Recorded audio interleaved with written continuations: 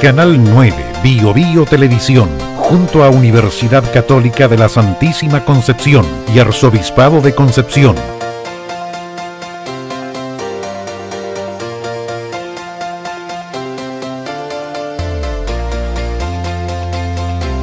presentan Diálogo.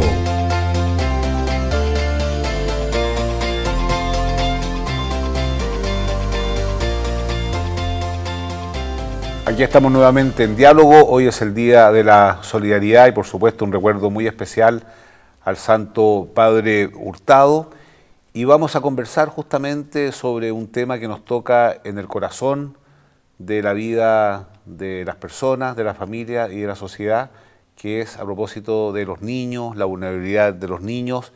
Y para eso vamos a conversar con dos personas que le dedican prácticamente todo su tiempo a ellos. El padre José Cartes, vicario de la Pastoral Social y director de la Fundación Ciudad del Niño, una fundación que surge en Concepción, en la iglesia, y Verónica Gómez, jefa del Departamento de Ciencias Sociales de la Universidad Católica de la Santísima Concepción. Escríbanos a @pediálogo, y un agradecimiento muy especial a este programa que ha sido producido por la carrera de Dirección Audiovisual y Multimedia de la Universidad Católica de la Santísima Concepción, transmitido por Canal 9 Regional, en conjunto con el Arzobispado de la Santísima Concepción. Y la pregunta que quisiera hacerle a ustedes que se dedican a esto: ¿qué pasa en Chile con la infancia, los niños vulnerados, y cómo podemos avanzar para restituir estos derechos? Es muy impresionante el informe de la UNICEF, donde prácticamente en Chile 3 de 4 niños sufren algún tipo de violencia psíquica, física, y si uno piensa, eso es gravísimo y es una hipoteca del futuro, más allá de que ellos mismos sufren mucho en lo más profundo de su ser. ¿Por qué no nos cuenta? Vamos a empezar por la profesora, para que nos cuente un poco en qué está usted en esta línea. Muy buenos días. Bueno, yo creo que el problema principal es que hoy en día el sufrimiento de los niños y las niñas en nuestra sociedad no es una prioridad. La centralidad de la persona, de los niños y las niñas, está invisibilizada. Hay temas estructurales que tienen que ver con condiciones de pobreza. Más del 22%, ¿cierto?, de los niños y niñas en Chile son pobres.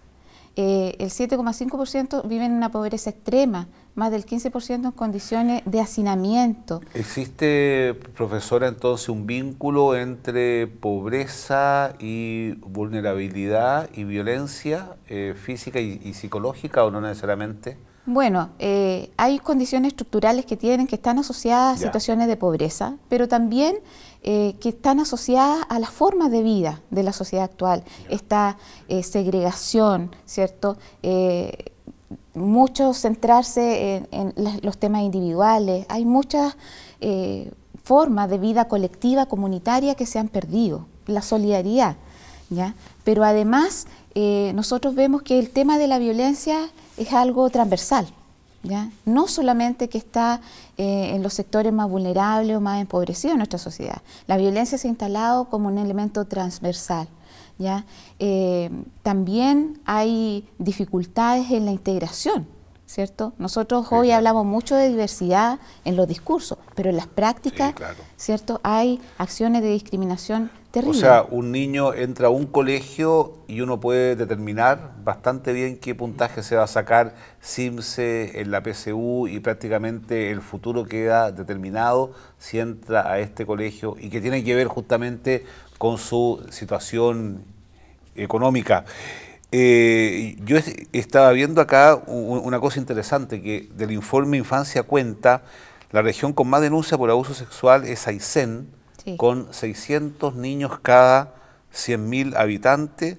Después lo sigue Magallanes, Atacama, y la región metropolitana tiene el menor índice, 334,5 por cada 100.000 habitantes. Bueno, son sumas astronómicas, no nos perdamos en eso, pero es curioso, ¿por qué en las regiones más pequeñas y más aisladas hay mayor abuso? ¿Hay alguna correlación? ¿Hay algunos estudios al respecto? Bueno, tiene que ver, yo creo, con la carencia de algunos servicios, dispositivos, ¿cierto?, que justamente den respuesta a estas situaciones. Ya nosotros vemos, también pasa en el norte, por ejemplo, en Atacama también hay cifras importantes de abuso y de explotación sexual también, comercial de niños y niñas. ¿Ya?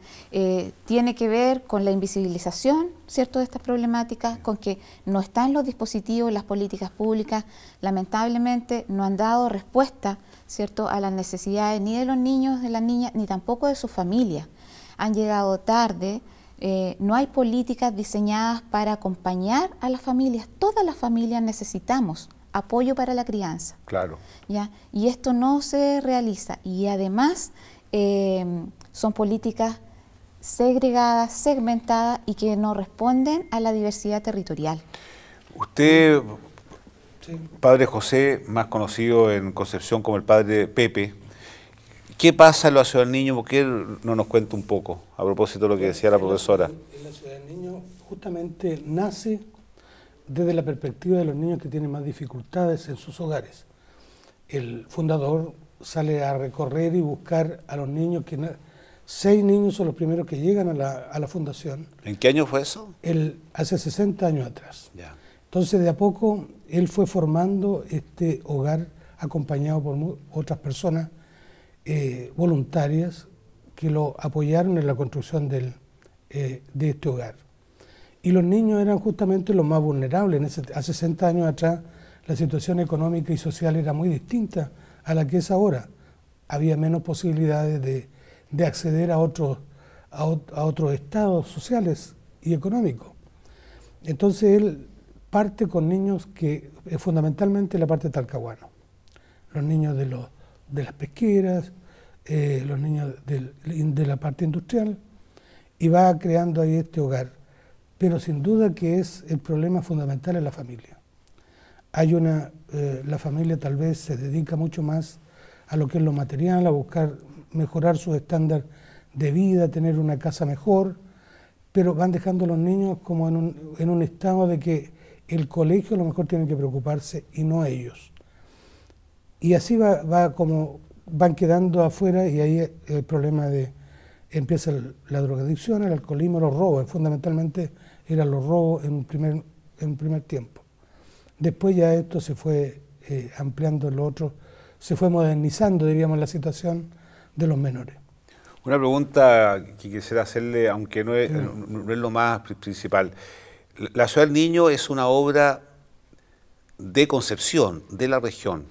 ¿Usted se siente apoyado por la ciudadanía desde el punto de vista material, ayuda profesional, o se siente más bien solo? La experiencia que tengo yo es que se ha inquistado una cierta indiferencia mientras en relación a estos programas que son tremendamente importantes para el futuro del país. Yo creo que hay un problema de solidaridad en general. Ya. Porque nosotros somos solidarios cuando hay alguna dificultad, cuando hay un incendio, los vecinos inmediatamente se juntan para poder ayudar. Después, cuando hay ha muerto alguien, siempre hay alguna situación solidaria. Pero la permanencia de la solidaridad es lo que nos cuesta. Ya. Los bomberos, por ejemplo, ¿cuánto piden ayuda? Y nosotros vemos lo importante que son los bomberos para la sociedad. Sin embargo, a ellos les cuesta siempre con el sobre y con toda esta cosa. Y lo que pasa con la Ciudad del Niño es que pasó mucho tiempo tal vez en que nosotros tuvimos con la culpa de no mantener visible la fundación, y fue como perdiendo un poco de esa visibilidad y la gente se fue como olvidando. Entonces nosotros ahora, hace como 2 años, estamos muy empeñados en que se vuelva a reconquistar este vínculo. Este tesoro, diríamos, claro, social que tiene Concepción, porque el fundador fue reconocido en su tiempo por toda la sociedad como hijo ilustre. O sea, hay un patrimonio oculto que tenemos que nosotros como revitalizarlo.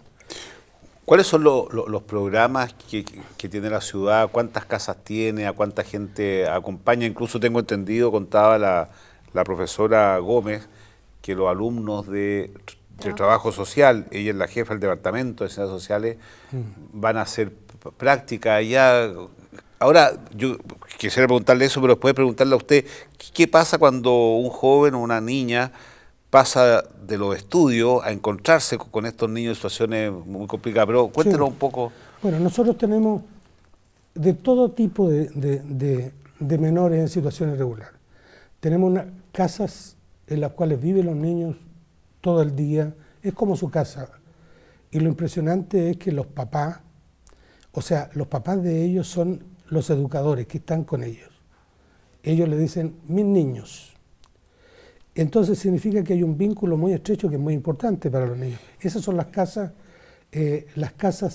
con habitación. Después tenemos ¿Y quiénes llegan ahí, perdón? Ambulatorios. ¿Quiénes llegan ahí? Son niños que a través del juzgado. A través del juzgado, ya. Nosotros no recibimos niños que no sean a través del juzgado, porque las políticas de gobierno no nos permiten. Y es la jueza la que determina que va a la ciudad del niño, ya. Claro, lo envía a cada proyecto o a cada institución. Y después tenemos nosotros los niños que son ambulatorios, que hay atención de los padres, a los padres y a los niños. Y hay todo un staff, diríamos, de psicólogos, de asistentes social, de educadores que están apoyando el trabajo de la familia. Tenemos también jóvenes con drogadicción que están en Penco. Hemos tenido la suerte de tener ya 4 niños jóvenes, diríamos, que han superado la situación de drogadicción. Le hemos hecho un egreso con una celebración muy festiva, porque lógico, es un logro ese. Junto con los papás, con todos los educadores, le hemos hecho, y junto también con... Y esos jóvenes, Padre José, ¿cómo llegan ahí por iniciativa propia o también llegan a través de los juzgados? A través de los juzgados. Ya, o sea, en el fondo esta situación en la época del padre René Espinosa, el padre Hurtado que iba a buscar los niños, se los llevaba a la casa, hoy día eso ya se acabó. Es decir, hoy día la única manera, digamos, de prestar un servicio a estos niños vulnerados es a través de... ¿Y la edad de los jóvenes? Bueno, son de 5 años a 17, 18 años. ¿Y después qué pasa con ellos? Bueno, es el problema que nosotros tenemos que... Cuando ingresan niños, inmediatamente hay un proceso de buscar un pariente que lo pueda acoger. Y entonces hay como 6 meses que hay que hacer ese trabajo. Lo que nosotros sentimos, y que una de las políticas que tal vez habría que pedir que se cambiara, es que no puede en 6 meses cambiar una familia. Imposible. No puede ser. Entonces lo tenemos al niño con toda la situación de colegio, todo lo que puede tener una familia, y después tiene que dejar el hogar, dejar la fundación para volver a su casa. Y se encuentra con una familia también que continúa igual en las mismas condiciones, o un tío, la madrina, no sé quién, cualquier persona que pueda ser como el que lo pueda sostener, y se pierde todo lo que se ha trabajado durante un tiempo. Entonces, eso yo creo que es una de las cosas fundamentales que tendría que cambiar. Ahora, una cosa extraordinaria que lamentablemente aparece poco es que de la Ciudad del Niño han surgido muchos profesionales, han surgido muchos padres de familia que tienen un sentimiento de mucha gratitud. Yo encuentro que es un tesoro maravilloso que hay en Concepción.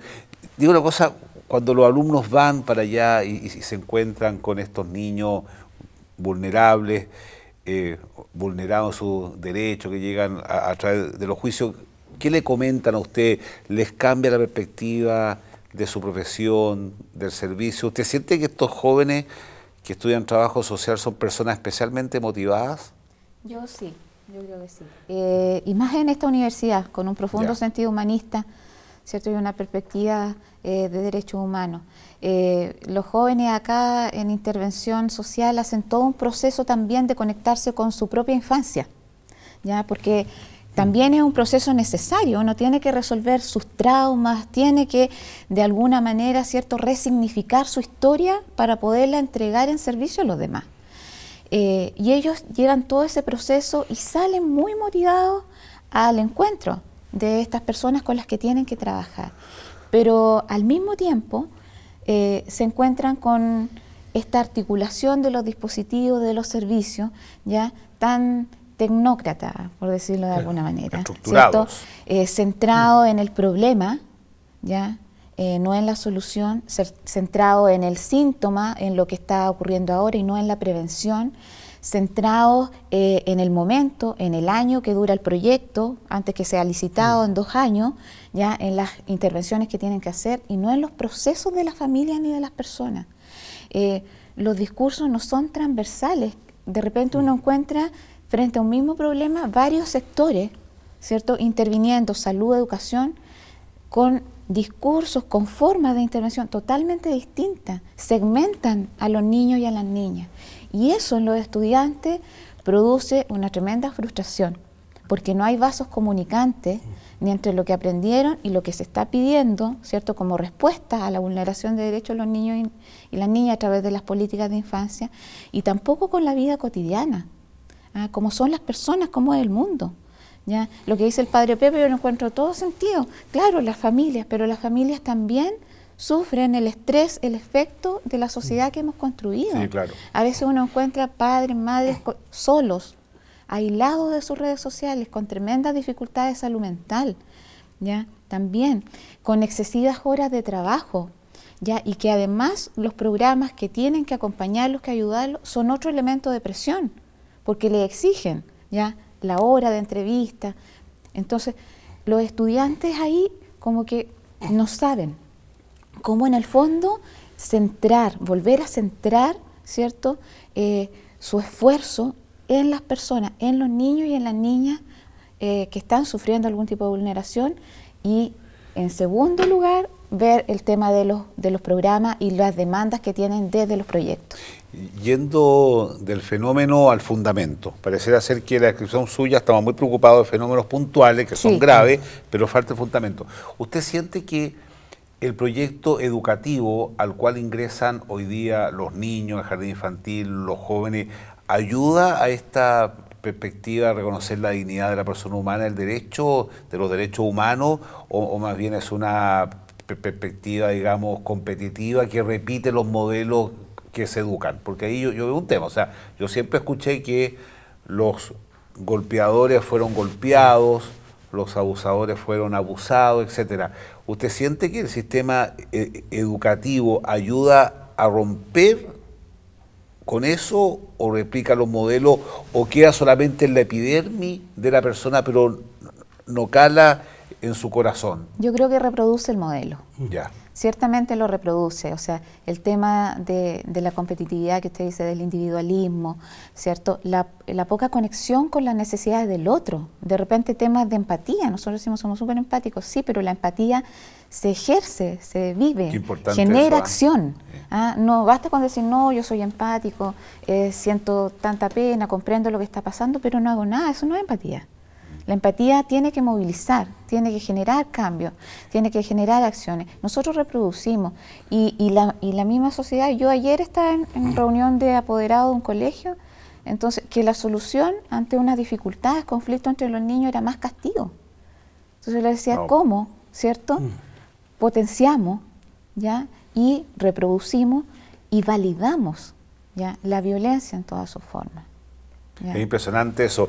Ahora, yo creo que los adultos, y quienes tenemos responsabilidades, porque todos los que estamos aquí tenemos muchas responsabilidades, yo creo que no hemos sido buenos modelos, o más bien nos hemos convertido en un escándalo para especialmente los jóvenes, es decir, ver pasearse en los tribunales de justicia a las personas que se supone que eran referentes en el ámbito empresarial, en el ámbito militar, en el ámbito político, en el ámbito eclesial. También yo creo que debe hacernos pensar seriamente. Ahora, por ejemplo, hemos visto el tema de los certificados médicos entregados a destajo. Es decir, en un ambiente de desconfianza no se puede educar a un joven, y por lo tanto parecerá ser que si el niño va a tener por muchos años más.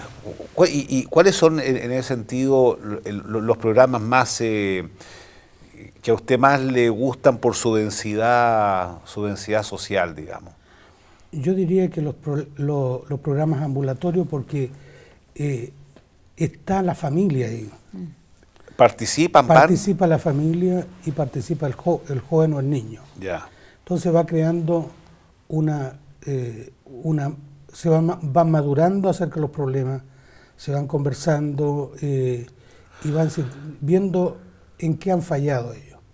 Entonces yo creo que eso es como una tendencia que tendría que como fortalecerse mucho más, porque evidentemente que también tendría que estar los hogares de las casas internas de los niños, porque hay niños que están en este momento en situaciones que son realmente vulnerables, que no pueden volver a su casa. Ya. Pero por la situación familiar. Por la situación familiar. Pero donde habría que dar el acento mucho más es en restaurar la familia. Restaurar la familia donde el niño sienta que es querido, porque fundamentalmente esos niños son absolutamente carenciados en cuanto a los afectos. Los tíos son tíos, pero tíos papá. Ellos los sienten como propios, ambos. Uno y otro se sienten muy queridos, muy apoyados, y por eso digo, yo destaco que las tías educadoras le dicen, estos son mis niños. Lo que sienten ellos que hay un vínculo muy profundo, profundo. Evidente. Lo han visto crecer, lo conocen en todas sus facetas, diríamos, de crecimiento personal, que al final terminan convirtiéndose ellos en papá y mamá afectivos. Claro. Ahora, en la ciudad del niño hay matrimonios que viven en las casas en algunos casos, ¿no? Exacto, sí. Claro, hay matrimonios que viven en las casas y en otras casas que viven tías por hora. Usted dijo algo que me llamó la atención al principio, y la verdad que me chocó bastante, que según usted las políticas públicas no tienen como centro a los niños en situaciones complejas, irregulares, etcétera. ¿Por qué lo percibe desde el punto de vista del apoyo económico, del punto de vista del apoyo profesional? ¿Dónde lo percibe usted? Bueno, que son políticas que llegan tarde, como lo decía, son reactivas a situaciones que ya se han presentado. Los programas de prevención general, como se llama antes, prácticamente no existen. Tampoco hay un acompañamiento con políticas de vida a la familia para las distintas instancias, ¿cierto?, de la crianza y para resolver temas que van a incidir en la vida de los niños. El padre Pepe habló de los trastornos de apego, o sea, por el tema afectivo, ¿cierto? ¿Cuántos trastornos de apego podríamos resolver, por ejemplo, a través de, no sé, el sector salud? Claro. En los primeros años de la crianza son tan importantes, las neurociencias nos dicen, los 3 primeros años son tan importantes en la vida de los niños. Y la presencia, la presencia física de los padres, pero hoy día con este sistema económico de tanto trabajo es difícil. Vamos a una pausa y volvemos con esta interesante conversación con la profesora Verónica Gómez y el padre José Cartes. Escríbanos a @pediálogo para saber su opinión sobre cómo seguir adelante.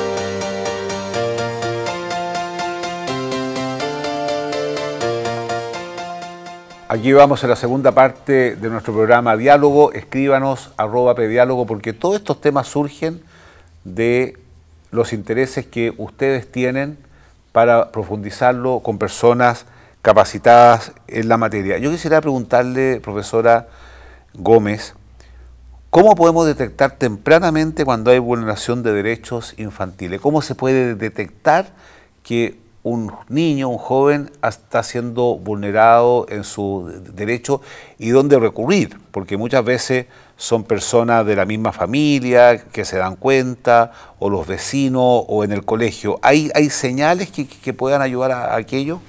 Sí, bueno, nosotros creemos que cualquier cambio, ¿cierto?, en la conducta de los niños y las niñas ya es un indicador de que algo pasa, ¿ya? Hay diferentes tipos de maltrato y por eso también cuesta tanto obtener información fidedigna de qué se estaría tratando. Pero cualquier cambio en la conducta de los niños con más irritabilidad, ¿cierto?, justamente con temas de trastorno de apego frente a la figura significativa, ¿cierto?, algún tema, por ejemplo, de desconcentración en el colegio, algún tema también de que los profesores llaman conductas disruptivas o conductas distintas a las que el niño tiene, ¿cierto?, normalmente en el establecimiento educacional, puede ser un indicador de que algo efectivamente pasa. Y también todo lo que tiene que ver con las señales ya más físicas, ¿cierto?, en los controles con los médicos, en el control del niño sano, algo que ha costado un poco, ¿cierto?, en la detección temprana, justamente en esos espacios, ya con los bebés, por ejemplo, los bebés no hablan, no pueden comunicar, claro, muchas veces, ¿cierto?, ni tener estas conductas tan autónomas, pero sí un buen control, un buen diagnóstico puede entregar luces, dar indicadores, ¿cierto?, de dificultades a lo menos en el ejercicio de las competencias parentales que pueden llevar a un maltrato. ¿Usted piensa que si toda la sociedad estuviese más atenta a eso, disminuiría el número que llegan, por ejemplo, a la ciudad del niño a través de los juzgados? O sea, en el fondo la detección es lenta, pareciera ser, ¿no? Evidente, yo creo que hay una situación muy particular en cuanto a la situación que se produce, porque psicológicamente, y se ha dicho estadísticamente también, que no es fácil el poder reclamar o poder decir lo que está pasando. Hay una cierta dificultad en torno a la familia, en torno a todo lo que están alrededor del niño, de lo que pasa.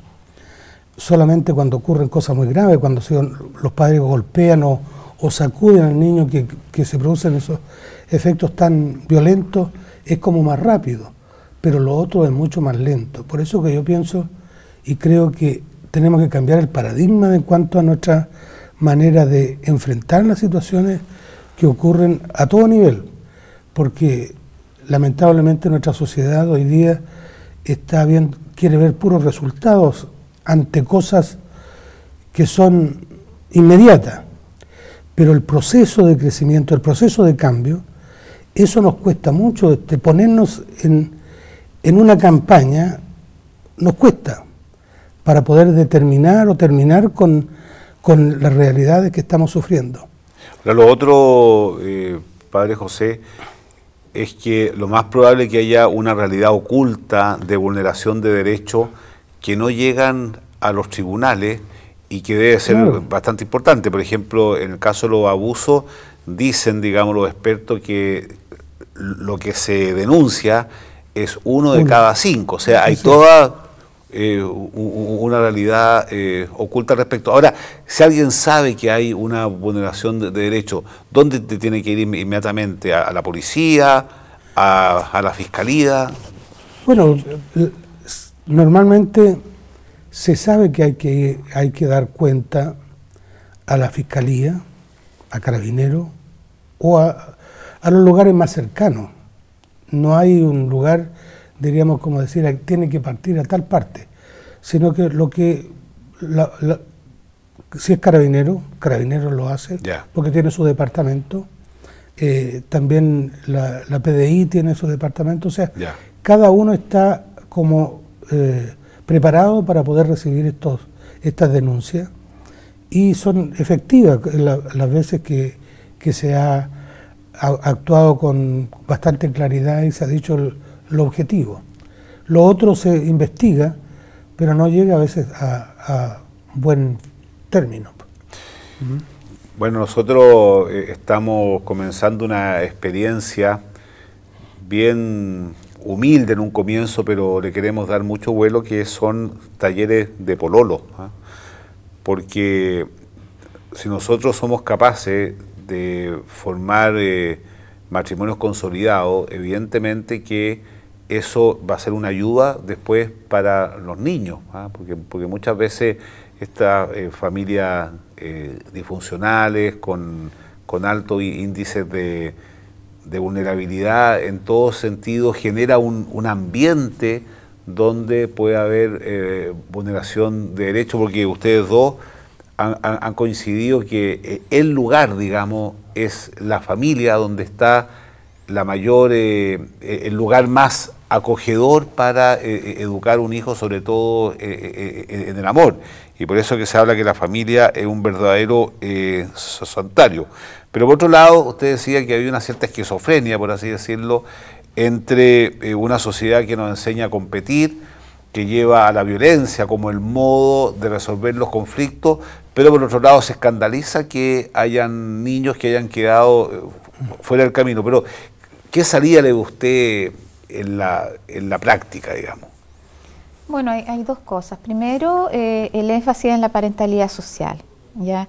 Una cosa es la parentalidad biológica, pero nosotros no somos padres ni madres solamente por haber concebido, tenido un hijo. O sea, hay que aprender a ser padre y a ser madre. Y esa es la parentalidad social. Y a desarrollar competencias, ¿cierto? Que tienen que ver con la empatía, con el apego, con establecer un modelo de crianza, el y nadie enseña con eso, las la redes verdad. comunitarias. O sea, nadie lo enseña. No, o sea, cuando hablamos de las competencias parentales, cuando ya ha habido alguna negligencia, alguna incompetencia después, pero necesitamos políticas de vida que acompañen, ¿cierto? Y ojalá desde el Estado a la familia en todos esos procesos, en todas esas instancias. Y lo otro también, miramos a los niños y a las niñas, pero también, como decía el padre Pepe, mirar a los adultos. ¿Ya? O sea, ¿qué es lo que yo priorizo? ¿Qué es lo que yo reconozco? Si yo veo, no sé, un compañero de trabajo que se va todos los días a las 10 de la noche, ya, por ejemplo, o sea, yo me pregunto, ¿tendrá hijos? Claro. ¿Qué pasa con esos hijos? ¿Ya? Yo eso lo apoyo, no lo apoyo. También tenemos que aprender a colaborar, ¿no?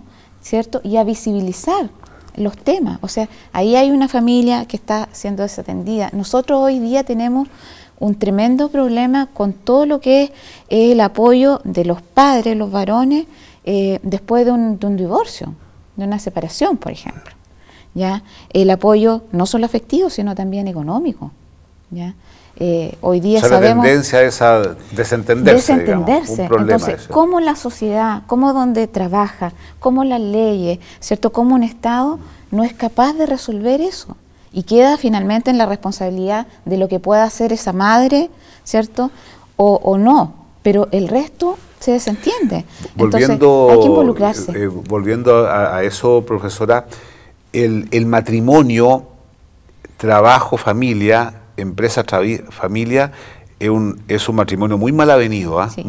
Muy mal avenido. Las dificultades que tienen, por ejemplo, las mujeres cuando tienen a su hijo enfermo, cuando tienen a su madre enferma y no tienen con quién dejarlo, el sufrimiento que significa ir a trabajar. Yo pienso que ahí una mayor flexibilidad importante, porque, bueno, se está ahí físicamente, pero evidentemente lo razonable es que la cabeza y el corazón esté puesto en el niño, en la madre enferma. Ese es un tema no menor. Ahora, volviendo a la ciudad del niño, ¿cuál es más o menos el perfil del niño, el joven que está en la ciudad? Y en segundo lugar, ¿qué es lo que hacen cuando salen? Pues llega un momento que por ley tienen que dejar el hogar. ¿Quién lo acoge si es que no tienen una familia que los pueda recibir? En algunos casos hacemos todo el esfuerzo por mantenerlo. Ya. Pero no es diríamos, como lo correcto. Tratamos de mantenerlo. Lo que más pueda, cuando tiene alguna posibilidad, por ejemplo, de ir a la universidad o de algún colegio técnico, entonces buscamos los recursos propios para que continúen. Lo mismo pasa con las niñas. Las mantenemos, pero los otros casos ya no son posibles porque tampoco tenemos la capacidad económica para poder mantenerlo. Ya, claro. Porque todo va en función lamentablemente, va en función de lo económico. Entonces los niños hasta cierta edad... La ciudad del niño se financia exclusivamente por los aportes que entregan por niño y por programa el Estado. Nosotros somos colaboradores del Sename y diríamos como todo el capital que nos llega es de eso. Y tenemos que administrarlo y hasta el último peso, o sea, en eso no... Sí, claro. Nosotros tenemos que saber atender todas las necesidades de los niños con lo que nos llega. Y la verdad que siempre es reducido, porque los niños... No, claro, evidentemente. Entonces, y la segunda pregunta, el perfil de los jóvenes que hay ahí. El perfil de los jóvenes que están ahí, bueno, son de situación bastante precaria. Precaria, ya. Precaria tanto en sus padres, no, convivencia, violencia intrafamiliar, alcoholismo. Ya. O sea, se da toda la gama de lo que la sociedad en este momento está sufriendo. Pero yo quería decir una cosa de lo que estamos con la profesora delante de... Es hoy día los padres o los abuelos son los que cuidan a los nietos. Y esta es una situación bien especial porque el apego del niño con el padre o con la madre ahora se da con los abuelos, que los abuelos pasan a ser como los padres y las madres. ¿Ellos son los que van a ver a los niños, a la ciudad del niño en general? No, en general digo yo, ahora en la sociedad, ¿no es cierto? Ahora se dice que los niños, nace mucho más niños fuera del matrimonio. En Chile el 70% más. Claro, entonces esos niños son estudiantes universitarios, son trabajadoras, son todo eso. ¿Y quiénes cuidan a esos niños? Los abuelos. Y los abuelos sabemos que son muy buenos educadores, pero al mismo tiempo son malos enseñadores. Entonces hacen que los niños no tengan claramente quién es su padre y quién es su madre. O sea, en el fondo se genera un problema parental. Y vamos creando, exacto, vamos creando otro problema del cual vamos como entrando en lo que la sociedad nos está dando en este momento. Mire, interesante. Bueno, en mi casa se decía, los padres crían y los abuelos malcrían. Sí. Claro. Sí, la verdad que tengo varios amigos que son abuelos y es una felicidad impresionante. Pero sabe que también está pasando en las parroquias, que son los propios abuelos los que llevan a los hijos para el bautismo, a la primera comunión, etcétera. Volviendo un poco a la carrera de trabajo social, para entusiasmar también a los jóvenes a que estudien, ¿cuál es el campo de acción de un trabajador social? Bueno, el campo es muy amplio. Nosotros estamos en todos los sectores, estamos en todos los dispositivos, digamos, de política pública del Estado, también en organizaciones no gubernamentales, estamos trabajando en empresas y hay muchos campos que hoy día para nosotros son un tremendo desafío. Por ejemplo, toda la línea de trabajo con adultos mayores, el campo de la gerontología. Para nosotros es un desafío, estamos intencionando, recién incorporamos una académica que es gerontóloga que viene llegando de España, y además para nosotros también es muy importante todo lo que tiene que ver con el acompañamiento, por ejemplo, de enfermos terminales, cuidados paliativos, que también hoy en día, ¿cierto?, la calidad de vida en los últimos años, para nosotros es un tremendo desafío cómo generamos, ¿cierto?, estas políticas de buen vivir hasta el final de la vida. Y también el campo de la educación formal. Hoy día, ¿cierto?, hay equipos de trabajadoras sociales en los colegios, en las escuelas. Tenemos que potenciar ese esfuerzo porque es necesario, ¿cierto?, no solo que se trabaje en los aspectos de convivencia escolar que se están asumiendo desde ahí, sino también en la integración familia-escuela y familia-escuela-comunidad. Ese es un trabajo que es tan importante, que está entregado a los trabajadores sociales. Trabajadores sociales, psicólogos también están colaborando en ese trabajo. Perfecto. Y el perfil de los estudiantes son jóvenes altamente motivados, digamos, por la superación de la pobreza, por la ayuda más práctica a la gente. Ese es un poco el perfil, ¿no? Sí, yo veo en estas generaciones que también hay un marcado sentido como de la justicia. Ah, qué bueno. También hay un acercamiento a la temática de los derechos humanos. Pero también en nuestra universidad la mayoría de los estudiantes que llegan también proviene de los primeros quintiles de ingreso, ¿cierto? También son jóvenes que se han educado en la educación municipal o subvencionada, entonces también vienen con algunas dificultades, ¿cierto? Tanto en sus aprendizajes previos como también en situaciones familiares y sociales, ¿ya? Entonces también es un trabajo para ellos. Es una doble pega, le digo yo, porque es trabajar con ellos mismos, con su propia situación, sobreponerse, generar, ¿cierto?, conducta, actitudes resilientes frente a los que le ha tocado vivir, resignificar su historia y a su vez prepararse para el servicio a los demás y un servicio profesional, especializado en los temas, ¿cierto?, que nos corresponde abordar. Ahora, cuando van, por ejemplo, a una introducción con la ciudad del niño, ¿hay una cierta permanencia o son estas cosas puntuales de una semana y después no vuelven nunca más? Porque me contaban que en las instituciones como la ciudad del niño, los hogares de ancianos, sucede que se les celebran como 50 navidades, porque van todas las empresas a hacer las navidades y llegan y después no vuelven nunca más. Parecerá ser que el compromiso tiene que ser más durante el tiempo. Lo mismo para el 18, tiene no sé cuántas celebraciones el 18, después la gente que se olvida. Yo siento que ahí hay que hacer un cambio de mentalidad. Y por otro lado, si no nos hacemos cargo de esa realidad tan dura, podemos esperar poco del futuro. Podemos esperar poco en el futuro.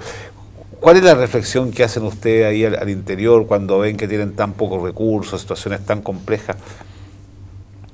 Mira, nosotros ahora que estamos celebrando los 60 años, estamos haciendo una profunda reflexión interna, porque lo que queremos nosotros es ya definirnos como el centro para nosotros el niño. Claro. Y todos los educadores que estamos en torno a este objetivo que es el niño, estemos todos preocupados y sintamos que estamos en una institución de iglesia, que tenemos que dar lo mejor de nosotros para el niño. Aunque el niño pase un mes en la institución, que ese mes lo haya marcado para toda la vida, que lo recuerde siempre. Positivamente. Y eso para nosotros es tremendamente importante y eso es lo que queremos reforzar ahora. Por eso que tenemos retiro con los educadores, tenemos encuentro, almuerzo con los educadores, con todos. O sea, hemos creado una comunidad en torno al niño. Y por otro lado, ¿no es cierto?, sentir de que hay una gran responsabilidad social también hacia afuera. No es una cosa interna, sino que para que nosotros como ciudadanos seamos, sino que una obligación y una tarea y una misión social que tenemos que transmitir a los demás esa responsabilidad de hacernos cargo de las dificultades que tenemos socialmente. Y eso lo destacamos en todos los aspectos cuando tenemos, por ejemplo, encuentros con los universitarios, que tenemos varias universidades que hemos firmado convenios con ellas para poder trabajar tanto en el plano de los psicólogos, asistente social, también enfermeros, para poder ir como transmitiendo esto que nosotros queremos vivir. Ahora, yo he visto que hay un interés importante de varias universidades de querer participar activamente, porque la verdad, bueno, no me corresponde a mí como arzobispo hacerle propaganda a una institución de iglesia, pero creo que la Ciudad del Niño es una joya que tiene la región. Y yo siento que hay una gran indiferencia respecto de ella y creo que se comete una gran injusticia.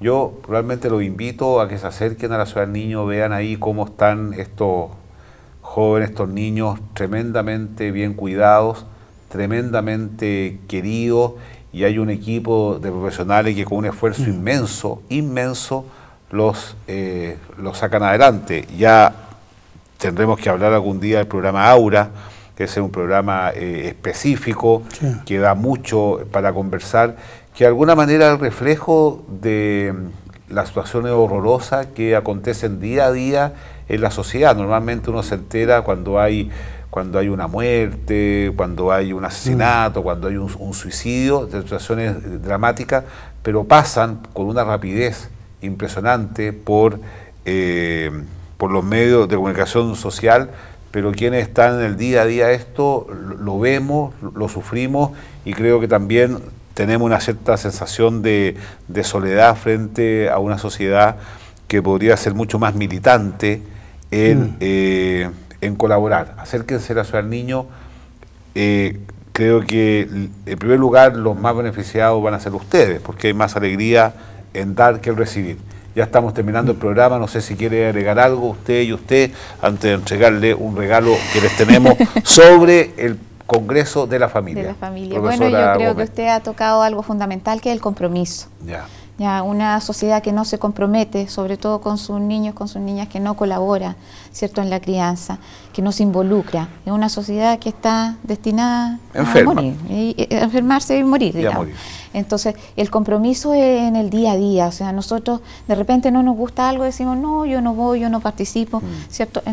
No, es al contrario, ¿cierto? Si nosotros sentimos un descontento, ahí está donde tenemos justamente que ir, que estar, que comprometernos, impulsar, ¿cierto?, las mejoras. Todos podemos mejorar, todos los programas, todos los sistemas pueden mejorar. Así es. Pero se necesitan personas comprometidas. Bueno, padre, de hecho yo quisiera invitarlos para ver el fruto de este programa, si van a comprar la entrada, porque el 5 de octubre tenemos nuestra gran tallarinata, que es la que nos ayuda un poco, primero a visibilizar la fundación, y segundo, como se va a tener un momento de encuentro y que nos conozcan mucho más, y lo vamos a hacer en Marina del Sol, que es igual que el año pasado. Queremos institucionalizar este encuentro para sentir que la comunidad y la sociedad también nos apoya, así que va a depender y ver el fruto de esta reunión, el hecho de cuántas entradas podamos vender. Muy bien. Muchas gracias por la invitación en este Día de la Solidaridad, que es tan importante. Bueno, yo les tengo un regalo. Este es las actas del primer Congreso Chileno sobre la Familia, que fue editado por la Universidad Católica, por la editorial, para usted. Muchas gracias. Para usted, realmente los felicito porque están poniendo lo mejor de ustedes mismos en el ámbito de la pedagogía, de la educación, en el ámbito del sacerdocio y del trabajo con los niños más vulnerables. Realmente son un ejemplo para nosotros. Escríbanos @pediálogo para ver cómo continuamos con este programa, porque los temas surgen de lo que ustedes nos informan. Muchas gracias.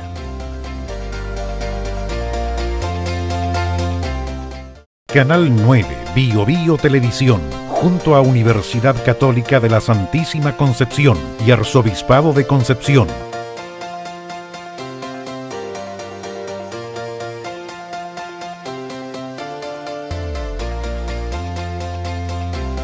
Presentaron Diálogo.